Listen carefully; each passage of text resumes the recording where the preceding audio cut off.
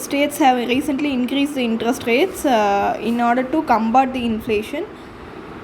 Now this is quite the opposite of what China is dealing with. Right now China is going through a deflationary situation, so it has to induce the liquidity, boost the demand, but US is witnessing a quite opposite, witnessing an inflationary trend, and the Federal Reserve has already taken a proactive measures in the last 1 year to pull out the excess liquidity in order to reduce the money supply, so that the demand supply equation can be balanced in order to combat inflation. Now this is a rise in the interest rates by the Federal Reserve has a global impact, especially developing countries like India can be very severely affected by any rise in the interest rate in years. So it is very important to understand this interconnection. So you should know why is developing countries like India can get affected if US Federal Reserve raises interest rate. If you guys are investing in stock markets, you will already understand what I am talking about. In the last few months, there is a flight of foreign capital from Indian financial markets, right? It is directly linked to the interest rates that have been increased by the US Federal Reserve. So let us understand this interconnection and then finally talk about the monetary policy that RBI has recently announced. The US Federal Reserve has increased the federal fund rates to 5.25 to 5.5%, which marks a 25 basis point increase. This is the policy rate. Essentially, it's the equivalent of our repo rate. Is that clear? Federal funds rate is essentially the rate at which the commercial banks in US they lend or borrow money from the Federal Reserve System on overnight basis. So it's the equivalent of our repo rate. So the Federal Reserve, it manages the policy rate depending on the situation of the economy. Now that US is witnessing an inflationary trend, since the last few months the Federal Reserve has adopted a conservative monetary policy. It has tried to remove the excess liquidity by raising the interest rates repeatedly, which means that the cost of borrowing increases. It discourages the bank to borrow more from the Federal Reserve, and thereby it induces the loan which are given out and reduces the liquidity for the industry and the consumer, so that the reduces the demand and helps in the moderating inflation levels right now. And the interest rates have hit a 21-year high, and such a high interest rate in US is extremely bad news for developing countries like India.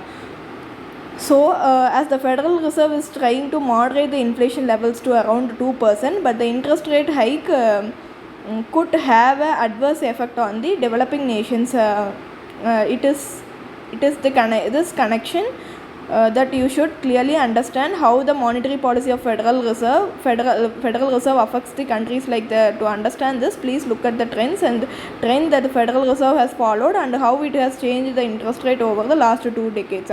And in 2008 and 9, when the global financial crisis hit the world and caused a massive recession, the US tried to push growth. The Federal Reserve was focused on inducing more liquidity to revive the investment and growth. So as a result, the interest rates were brought down to near zero. For almost 6 to 7 years, the US Federal Reserve maintained a near zero interest rates. So, as a result, the US was not attractive for foreign investors. What they could do is they could take money from the US banking system, because the borrowing rates were very low and it was near zero. There was absolutely no cost for them for this borrowing. So, foreign investors could borrow heavily from the US market and instead invest the money in fast-growing economies like India. This is always a lucrative investment. For any investors borrow from such countries where the interest rates are lower and invest that capitals in countries which are fast growing, which gives you return of 7%, 8% or 9%. So imagine the margin that investors are going to make, the profit margin they are borrowing in the US financial system at near zero rates, alright, and investing it in developing countries, making 9 to 10% profits, and the profit profit margin would be massive because the interest rates they are paying in the US was near zero. So this was a good news for developing countries like India. So near zero interest rates in US or reduction in the interest rates in the US is good news for developing countries as it brings the capital to developing markets. Even during the pandemic, when the COVID-19 pandemic hit the Federal Reserve, dropped the rates to 0.05% to boost the investment, to boost the borrowing and increase the demand and sustain the economy. This again was the good news for developing markets. That is why the stock market in countries like India witnessed a massive boom following the pandemic because there was a easy availability of liquidity. The Federal Reserve had pumped the trillions of dollars into the market by bringing down interest rates to near zero again. So now investors were again borrowing from US and investing in countries like India. This is what drew the exponential boom in India's capital market as well. So low interest rates in the US is generally good for developing countries because it brings foreign capital to developing nations. And the reserve is also true. If the interest rate is increase in the US immediately, investors will flee. They will withdraw the capital from developing nations because investing in developing countries is always slightly risky. Now why will they take a risk if in the US itself they can earn 5 to 6% interest, whereas gain in the country like India is maybe 8 to 9%. For a 3 to 4% margin they will not take risk of investing in developing countries. So investors will pull out the capital and rather invest in the US itself, which leads to the fight of capital from developing countries. That is why since the last 1 year, 1.5 years, all developing countries are worried about the policies of the US Federal Reserve. Since March 2022, the Federal Reserve realized that excess liquidity was causing inflation for 2 years. Interest rate had been kept very low from 2020 to 2022 because of the pandemic. So Federal Reserve had increased the liquidity, it had increased money supply to boost the demand, to boost the growth, but now this is causing inflation in the US market. So to contain the inflation, Federal Reserve started pulling out liquidity by increasing the interest rate, and we have seen a steady increase in the Federal Reserve rate. Within a span of 12 to 15 months, interest rate has been increased by more than 450 basis points. This is a quite unprecedented. It is one of the biggest increase in the interest rates by the US Federal Reserve. So what happened when there is such a big increase in the interest rate in the US market? You will witness a flight of capital from developing nations back towards the stable economies like US, where the investors can earn a decent stable return instead of taking risks in the developing nations. So the impact of the Fed policies of the Federal Reserve is always felt by the developing nations like India because this will increase their borrowing cost. It will depreciate their currency. It will affect the ability of developing countries to service their debt. This is that clear. Now say for example, Indian government has a lot of debt. Now when Federal Reserve has reduced their interest rates to near zero and there is a easy money available outside, we can easily raise funds from abroad, we can borrow from the US market or the international markets and they use the cheap money to pay off the loans, so the borrowing cost will be less for US when the interest rates are lower in the US. But if the US increases the interest rates, the capital will flee from India, right? Interest rates will go up, and if the government tries to raise the borrowing to clear the debt, it will have to pay more for that, and it causes a currency depreciation as well. It leads to a flight of capital from our market, causing turmoil in the stock markets, and also increases the borrowing cost for the private sector as well. Let us say Indian companies, they can easily invest at cheaper rates when interest rates in the US are lower, right? Foreign capitals can be brought in very easily by private companies as well, but once the interest rate goes up abroad, it becomes difficult for Indian companies to raise foreign capital, thus affecting growth and affecting the investment in the country. Is that clear?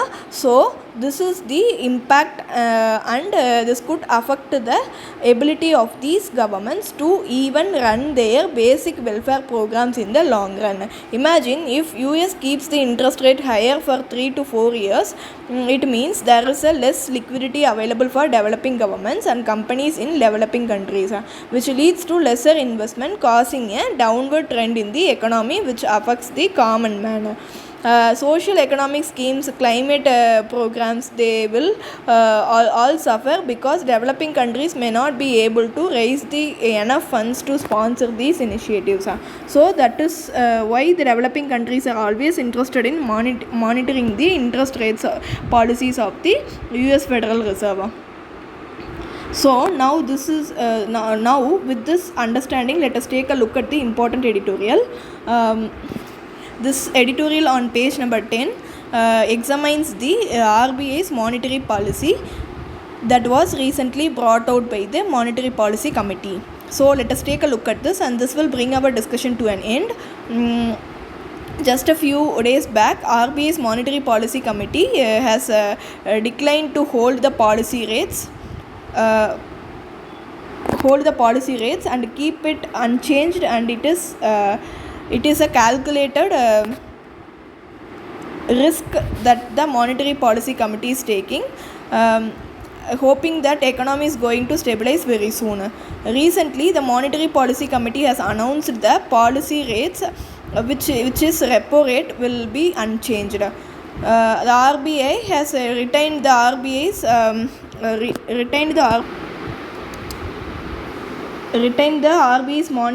multi-policy has retained the interest rate. Repo rate is the rate at which the banks borrow the central bank, right? It's a key tool in the hands of the Monetary Policy Committee to manage the liquidity in the Indian market, thereby giving it the ability to tackle the inflation or deflation. In order to tackle the inflation, RBI increases the interest rate to pull out the liquidity, and the opposite during deflationary situation. If RBI wants to push the growth, right, it will release more liquidity by reducing the interest rates. So that is how the monetary policy works. So now the RBI has predicted that CPI inflation is likely to increase in coming months to around 5.4%. As of now, the average CPI inflation is around 5.1%, is expected to increase to around 5.4% primarily because of the massive food inflation in the last few months. I am sure all of you would have noticed the unprecedented prices of tomatoes, right? Tomato prices touched almost 200 rupees plus in the Indian market per kilogram. This was many times higher than the average prices of tomatoes, and even across other food commodities. Even food grains like rice, wheat, and vegetables, fruits, we have seen a general increase in the food price due to various reasons, due to supply side issues. And this was given a push to inflation, and RBI expects the inflation to increase to around 5.4%. Now let me tell you what is inflation target that has been prescribed to Monetary Policy Committee.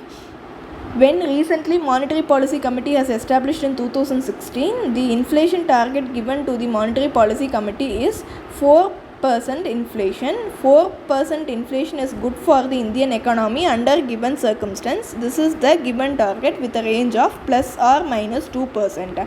So the job of the monetary policy is to keep the inflation levels between the 2% to 6%, with the ideal target of 4%. This is the inflation target. So inflation levels has maintained full 4% in the last few months, but now inflation has slightly started inching upward to 5.1% and is expected to go up to 5.4% in the coming months, which means the inflation is going to touch the upper target. But despite this risk, RBI is not adapting a conservative policy as of now. RBI still has not decided to intervene to tackle inflation, because RBI feels that this is a temporary anomaly, because food prices are volatile. Food prices are dependent mainly on supply side constraint, which can be solved by the government. It is dependent on the rainfall as well, right? Rainfall, floods and disasters, and the extent of government intervention, they determine the availability of enough food supplies, which plays a role in determining food prices.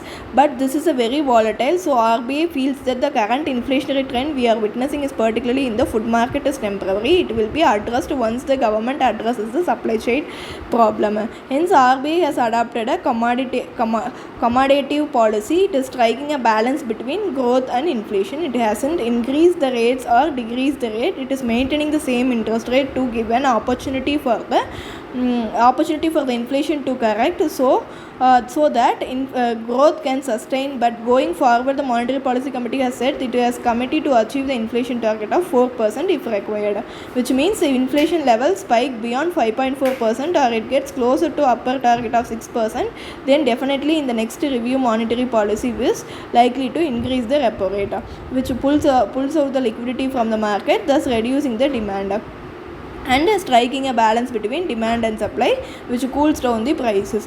Is that clear? So RBI is to check the inflation is also backed by an increase of 10% in the cash reserve ratio. As a temporary measure, since repo rate has been kept at the same rate, RBI has increased the cash reserve ratio temporarily, which means bank will have to deposit some of their liquidity with the central bank. Cash reserve ratio or CRR is another monetary policy tool available to RBI. So it is increased or CRR by around 10% incrementally. It's a temporary measure which will push back to deposit more bank and liquidity with the RBI that temporarily holds some liquidity back to manage the inflation levels. But as of now, the monetary policy does not feel the need to increase the repo rate, and it is trying to take a broader look at the inflation and is trying to strike a balance between the growth and inflation. Is that clear? RBI feels that current reasons for inflation in India is the uneven distribution of monsoons, the rising crude oil prices in the global markets, and supply side problems on the industry side, and some of these problems can be addressed with the right intervention of the government, and hence the RBI feels the need to continue the accommodative policy, and that is why it has not increased the repo rate. Instead, it has only increased the CRR temporarily just to manage the liquidity in order to cool down the inflation. But Monetary Policy Committee has said that it's always ready to take the policy actions required, which means in future, in the coming months, if the repo rate has been increased, the Monetary Policy Committee will Monetary Policy Committee will not hesitate if inflation touches closest to 6% or crosses 6%, which is a maximum target given. Definitely the Monetary Policy Committee is going to raise the repo rate to contain the inflation. So these are the important points and analysis that you should take away from these 3 articles. Now I will give you some basic facts about Monetary Policy Committee for your prelims. So please make a note of these important facts. Monetary Policy Committee is the one which controls the monetary policy of the country. Essentially, it manages the liquidity supply to contain the inflation and promote the growth. These are conflicting objectives. By the way, promoting growth and containing inflation, they are conflicting objectives, because if you keep promoting growth through a relaxed monetary policy will cause inflation. If you just try to contain inflation by increasing the interest rate, if you pull out the liquidity, it will affect the growth. So these are conflicting objectives. So the Monetary Policy Committee has to strike a balance in order to keep inflation and growth at the moderate levels. So, to determine the monetary policy of the country, the Finance Act was amended in the year of 2016 through the Finance Act of 2016. The Monetary Policy Committee was constituted before 2016. Monetary policy was entirely determined by RBI, meaning RBI governor had an almost discretionary power over determining the repo rate and monetary policy of the country, and the finance ministry, the government always had an issue with this, because RBI, being a little conservative, was always more focused on inflation, which was often a compromising growth. So the government, which feels the need to push growth try to take away some of these powers from RBI, and Finance Act 2016 provided for a new setup which established the Monetary Policy Committee to control the monetary policy going forward. So before this, RBI alone was determining the policy rates, but now this policy is determined by a committee called which has been set up by amending the RBI Act through the Finance Act 2016. The Finance Act has amended the RBI Act under the Section 445 ZB. Monetary Policy Committee has been established.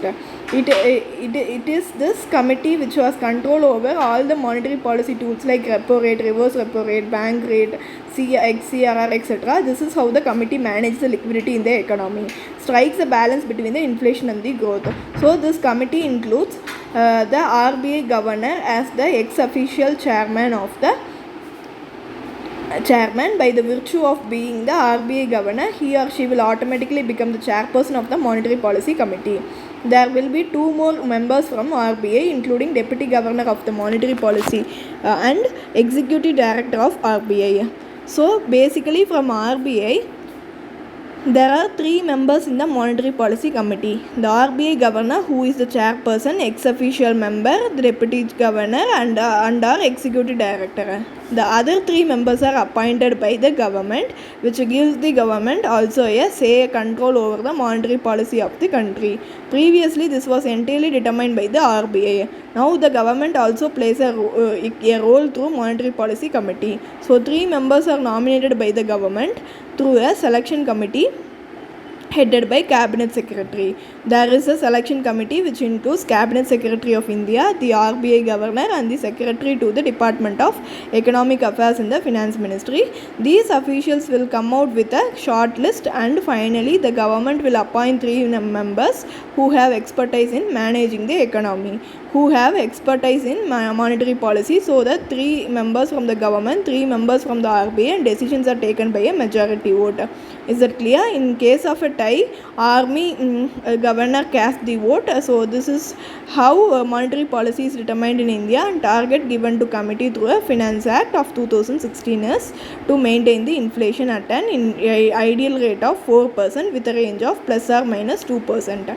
The range is between 2% to 6%, but the target given, the ideal target is 4% in inflation. Is that clear? Now let me give you a small exercise. The establishment of Monetary Policy Committee was recommended by one other committee.